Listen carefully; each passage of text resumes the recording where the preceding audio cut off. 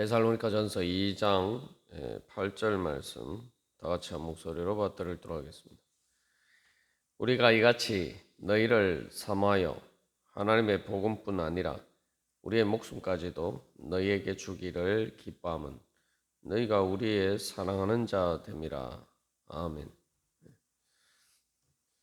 하나님의 복음은 하나님께서 우리를 사랑하신다는 그런 소식입니다. 하나님께서 우리를 사랑하시기 때문에 바로 우리에게 복 주시기를 원하신다. 그것이 바로 복음입니다. 그렇기 때문에 우리가 그 복음을 받아들일 때에도 복음을 믿는다고 할 때 바로 하나님께서 우리를 사랑하신다는 것을 믿어야 되고, 하나님께서 우리를 사랑하시기 때문에 우리의 유익을 위해서 하시는 말씀이다 믿어야 됩니다.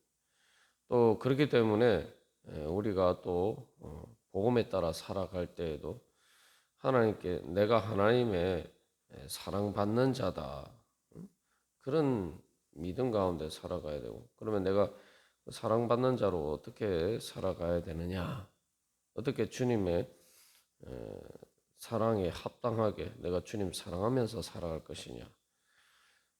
또 그렇기 때문에 우리가 또한 어떻게 주님께서 우리를 사랑하신 대로 또 우리가 그렇게 사랑하면서 살아갈 것이냐, 우리가 그것을 늘 바라보고 살아가는 것이 바로 복음에 따라 살아가는 것이고, 또 그렇기 때문에 이 복음을 전하는 자세는 바로 우리가 그 사람들이 바로 하나님께서 하나님의 사랑받는 자다, 우리가 그것을 기억하면서 그렇게 살아가는 것입니다. 그렇기 때문에 이 8절 말씀이 이제 사도 바울이 복음을 전하는 데 있어서의 그 근본 동기에 대해서 이야기를 하는데, 그것의 핵심은 바로 너희가 우리의 사랑하는 자 됩니다 라고 얘기죠. 그래서 다시 말하면 우리의 사랑받는 자, 그러니까 우리가 사랑하고 그래서 우리의 사랑을 받는 자가 자이기 때문에 바로 이 복음을 전하고, 그래서 젖먹이는 엄마처럼 그렇게 복음을로 양육하고 그렇게 됐다는 거죠. 그래서 이 사도 바울이 그렇게 이렇게 이야기할 수 있는 것은 바로 하나님께서 데살로니가 교회 교인들을 사랑하시기 때문이죠.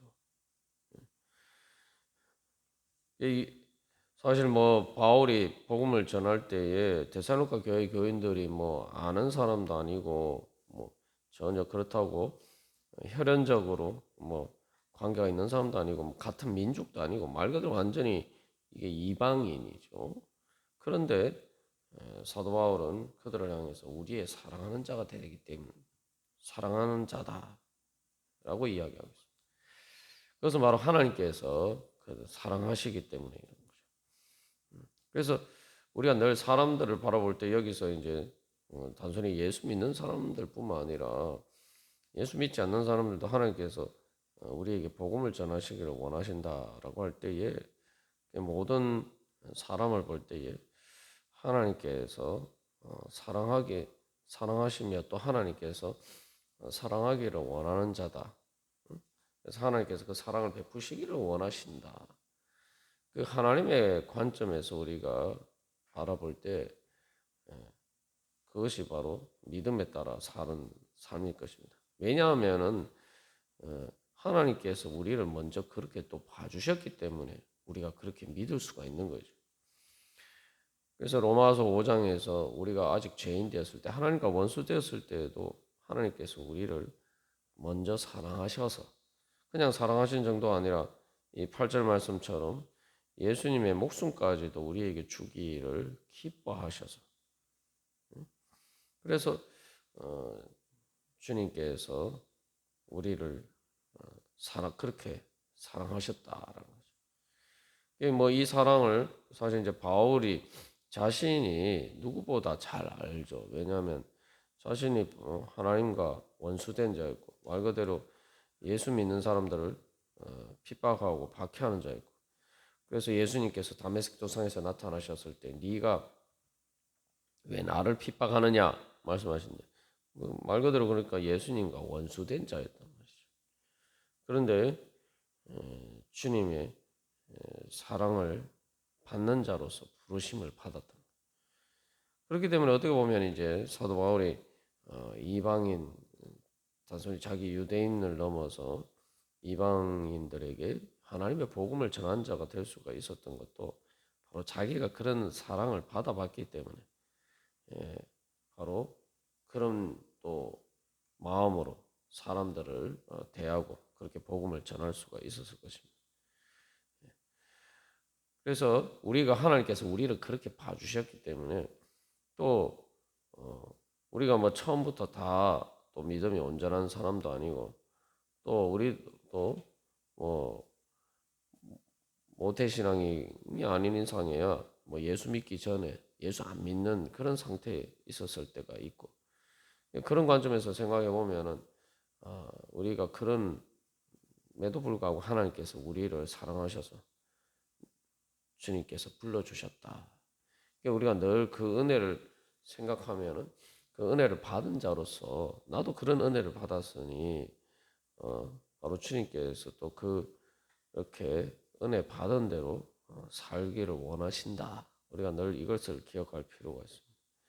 우리가 이런 관점에서 보면은 뭐 세상에서 뭐 인권 이야기를 하는데 뭐 사람이 타고나면서부터 하늘에서 부여받은 그런 인권이 있다 이렇게 이야기를 하는데 우리는 성경적인 관점에서 이제 보면은 바로 그 인권이라는 것이 하나님께서 우리가 아직 죄인임에도 불구하고 우리를 사랑하시는 그 바로 그러한 관점에서 우리가 그것을 이해할 수가 있죠. 그래서 우리가 그런 관점에서 보면은 우리가 복음을 전하는 자의 입장에서는 우리가 세상 사람들이 그 인권을 이야기하는 것보다 사실은 더 분명한 근거가 있기 때문에 우리가 그렇게 사랑하는 믿음으로 주님께서 사랑하시는 자다. 우리가 그런 믿음으로 우리가 사람들을 대할 필요가 있습니다.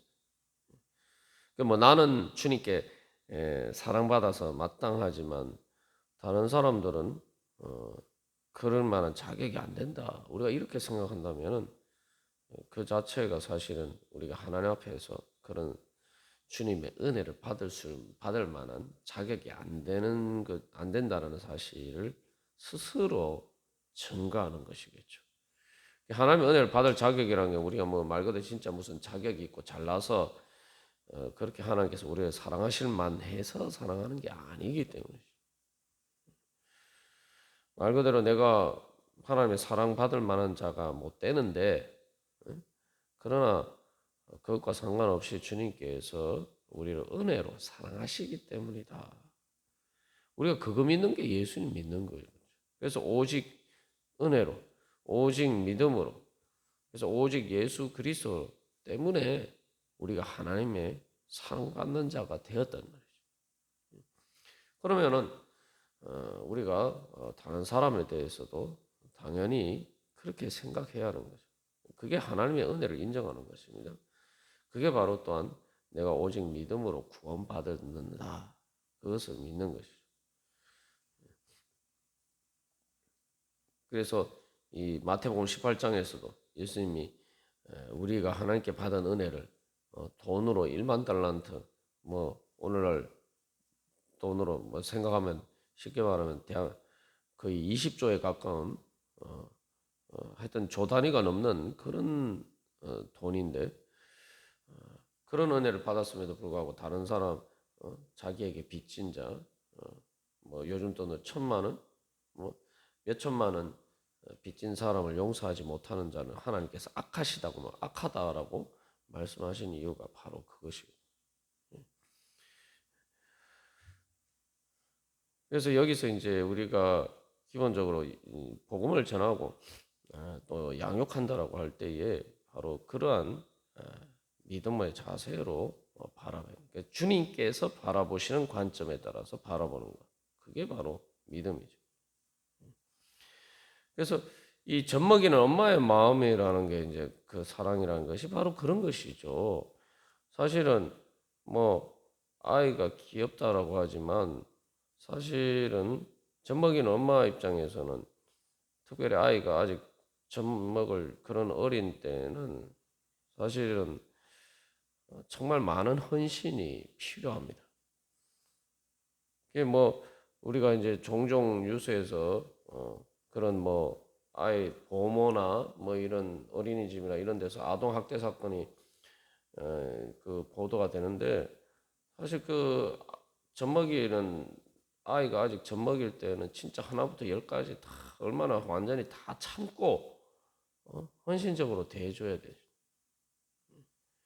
그래서 우리가 뭐 아이를 보면 귀엽다 이렇게 얘기하지만 그냥 그 잠시 그런 거 외에는 사실은 그 젖먹이 아이에게는 사실은 우리가 사랑할 만한 조건이 하나도 없어요. 우리가 보통 자격이라고 이야기하면 그 젖먹이는 아이가 잘하는 게 뭐가 있습니까? 아무것도 없어요. 그래서 사실은 이제 그 엄마의 마음이 아니면은 사실은 여기서 이제 유모가 그래서 사도 바울이 유모가 자기 자녀를 기름과 같이라고 하는 게 그런 의미가 있는 거죠. 예. 그래서 자기 자녀가 아니면은 이게 자기 자녀라도 사실은 정말 이렇게 힘들면은 막 화도 나고 짜증도 나고 그러는데 뭐 그런 것을 다 참고 이렇게 사랑하기 때문에 이제 그렇게 아이를 양육하는 거죠. 근데 뭐 자기 자식도 그런데 뭐 남의 자식이면 이게 쉽지 않은 부분들이 있습니다. 그러니까 그래서 사도 바울이 그런 태도로 대하지 않고 정말 자기 자녀를 기름과 같이 한다라고 특별히 이야기한 이유가 바로 거기에 있죠.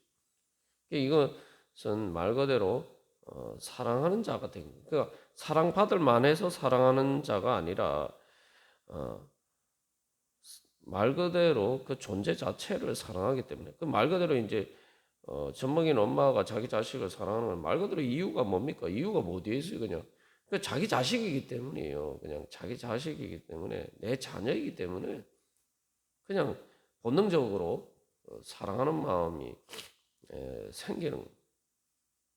어떻게 보면 그게 이제 하나님께서 인간에게 주신 인간뿐만 아니라 모든 생명체에게 주신 바로 그 생명의 본질이죠. 그 생명의 본질은 사랑받을 만한 아직 사랑받을 만하지 않지만 그럼에도 불구하고 엄마의 마음으로 사랑하는 것 그것이 사실은 뭐 생명의 본질이죠.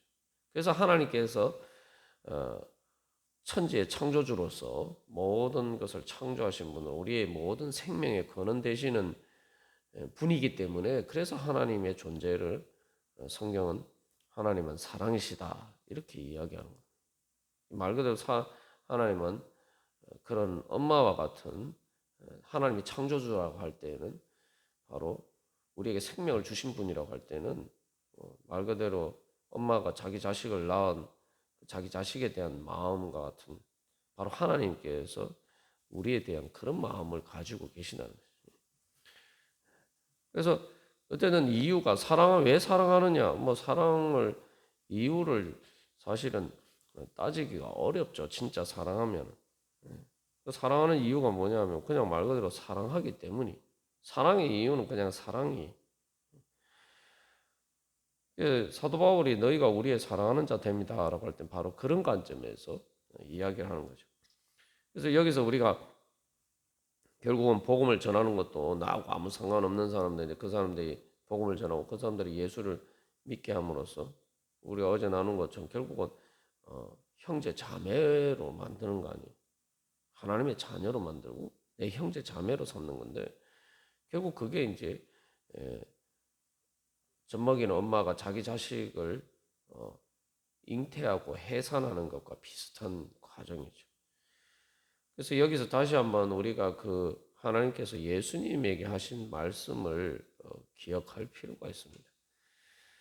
예수님께서 이제 공생애를 시작하시면서 세례 요한에게 세례를 받으시죠. 그때에 하늘이 열리고 성령이 비둘기같이 예수님에게 충만히 임재하면서 이는 내 사랑하는 아들이요 내 기뻐하는 자식이다. 내 기뻐하는 자라. 이렇게 말씀하죠. 그게 이제 예수님에게 대해서 하신 말씀이기도 하지만 또 예수님의 이름으로 세례받는 우리들에게 또한 하시는 말씀이기도 해요. 사실 뭐 예수님은 죄인이 아니기 때문에 세례받을 이유가 없어요. 그래서 세례 요한이 예수님께 세례를 주려고 하지 않죠. 세례 요한은 예수님이 어떤 분인지 알기 때문에 그렇게 했죠. 그러나 예수님께서 하나님의 의를 이루기 위해서 내가 세례를 받아야 된다 말씀하셨는데 그건 뭐냐면은 바로 예수님이 이제 사실은 십자가를 지시기 이전에 세례 받는 것도 사실 중요한 우리의 죄의 짐을 지시는 겁니다. 그래서 그래서 세례 요한의 세례가 뭡니까? 세례 요한의 세례가 너희가 회개하고 세례 받고 하나님의 백성이 되라. 그 유대인들에게 하는 이야기거든요. 사실 유대인들이 이미 자기들은 다 하나님의 자녀라고 생각했는데 세례 요한이 뭐라고 얘기합니까? 그 사람들에게 너희가 그 사람들에게 독사의 자식이라고 해요. 뭐 좋게 얘기해서 독사의 자식이지. 뭐 독사 보고 사람 보고 자식이라고 얘기하지. 뭐 동물에게 뭐 자식이라고 그렇게 이야기를 합니까? 근데 일반적으로 뭐 더 우리가 흔히는 보통 XX라고 이렇게 얘기하는 거죠. 그래서 사실 그 사람들에게 너희들은 하나님의 자녀가 아니고 독사의 자식이다. 그 마귀의 자식이라는 거죠. 그러니까 너희들이 회개하고 세례를 받아라. 그래서 진짜 하나님의 자녀가 되라. 그렇지 않으면은 하나님의 심판을 피할 수 없다. 세례 요한이 그렇게 이야기를 한 거 아닙니까? 그런데 예수님이 세례 요한에게 세례를 받으신다. 이게 뭘 얘기합니까? 예수님 말 그대로 세례 요한의 세례를 회개의 세례라고 하는데 말 그대로 예수님이 회개할 것이 없는 죄가 없으신 분인데 거룩하신 분인데 바로 그렇게 죄가 있는 것처럼 세례 요한의 세례를 받으셨다 이 말이죠. 그것을 통해서 결국은 예수님께서 어떻게 보면은 마귀 자식과 같은 우리를 대신하시는 바로 그래서 우리 대신에 예수님께서 그렇게 마치 마귀의 자식인 것처럼 독사의 자식인 것처럼 그렇게 하나님의 심판을 우리 대신에 받으시고 십자가를 지실 그 과정의 본격적인 시작을 알리는 거죠. 그것을 통해서 그래서 예수님께서 우리 대신 세례를 받으시고 그래서 예수님께서 십자가에 달려 돌아가신 것을 세례에 비유하기도 합니다. 예수님께서 그렇게 우리 대신 세례를 받으시고 십자가를 지심으로 말미암아 이제 우리가 예수님의 이름으로 세례 받을 때 하나님의 심판을 받는 것이 아니라 하나님께서는 우리가 예수님의 이름으로 세례를 받으면은 그 세례 받는 예수님에게 성령이 충만히 임재하고 이는 내 사랑하는 자요 내 기뻐하는 자다 말씀하신 것처럼 예수님을 그렇게 하나님께서 사랑하시고 기뻐하시는 것처럼 우리들도 그렇게 예수님 보시듯이 자기 독생자